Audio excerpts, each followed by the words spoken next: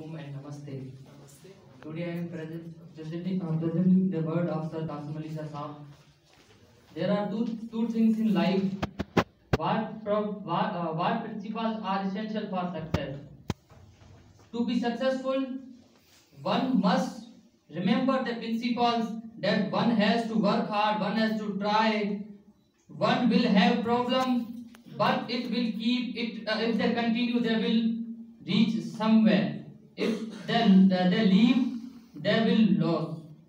Winner, because winner never quit and quitter never win.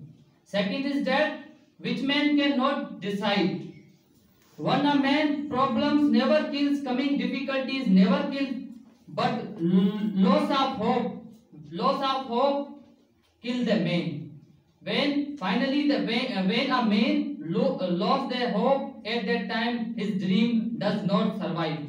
And finally, always try to think big dream and never go back. Still you can not do. Finally, I am thankful to Sir Asad Yaqub Saab.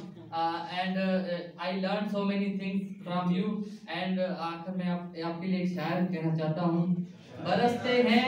बरसते हैं ये बारिश की तरह प्यासी हुई जमीनों पर.